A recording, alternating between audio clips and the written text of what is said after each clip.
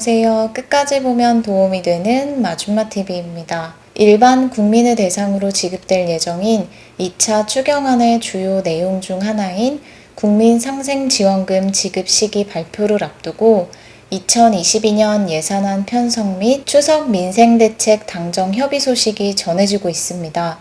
올해보다 약 50조 원 더 늘어난 슈퍼 예산으로 604조 원 전후로 약 605조 원으로 예상되는 역대급 예산 편성이 될 것으로 전망됩니다.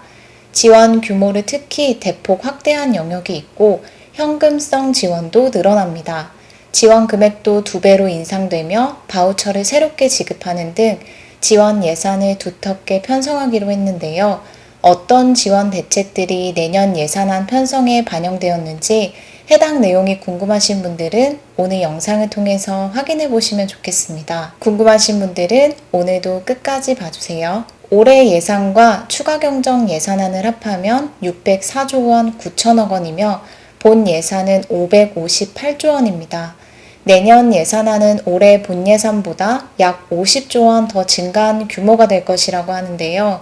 이는 작년 이후 계속 어려워진 경기 상황을 반영하여 민생 안정과 빠른 경제 회복에 필요한 재원을 충분히 예산안에 편성키로 했기 때문인데요.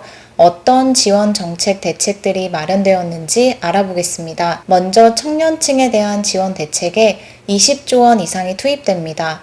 연소득 5천만 원 이하의 무주택 청년들에게 무이자 월세 대출을 진행합니다. 기존의 청년 월세대출 지원 대상 자격 요건 중 소득 요건을 연소득 2천만 원에서 5천만 원 이하로 대폭 완화하고 월세 한도를 60만 원에서 70만 원으로 확대합니다. 무이자 월세대출은 월 20만 원 월세까지 지원하는데 만약 월 20만 원이 넘을 경우에는 초저금리 대출을 적용하여 1%대 금리로 대출을 이용할 수 있게 됩니다.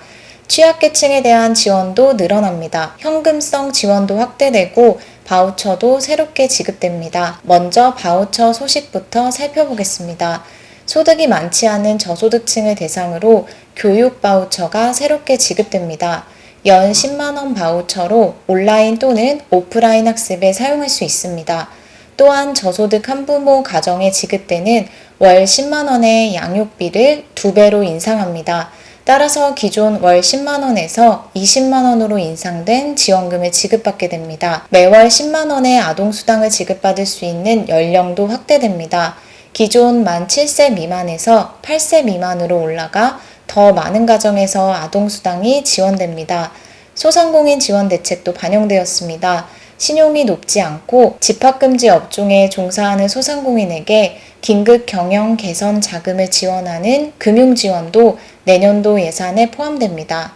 또한 지속적으로 논의되어 오고 있는 소상공인 손실보상에 1조 8천억 원의 추가 예산을 투입하여 지원하기로 했습니다. 그 밖에도 군 장병 봉급을 병장 기준으로 60만 9천 원에서 67만 원으로 인상하고 군 장병 전역 시 최대 1,000만 원의 목돈을 지급하는 사회복귀 준비금 제도 등을 도입하는 것도 예산안에 반영키로 했습니다. 저소득 플랫폼 노동자 약 20만 명에게 고용보험 가입과 임시일용직, 가사근로자 등에게 국민보험료를 지원하기로 했습니다.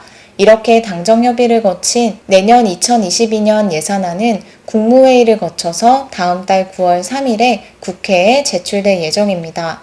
오늘은 이렇게 605조 원의 슈퍼 예산이 될 것으로 예상되는 내년 2022년 예산안 소식에 대해서 알아봤습니다. 올해 정부 예산보다 약 8% 증가해서 사상 최초로 600조 원이 넘을 것이라고 합니다. 추후에 추가적으로 전해지는 소식들이 있으면 다시 한번 관련 내용 정리해서 안내드리겠습니다. 오늘도 끝까지 봐주셔서 정말 감사합니다. 구독과 좋아요, 알림 설정 꼭 부탁드립니다. 감사합니다.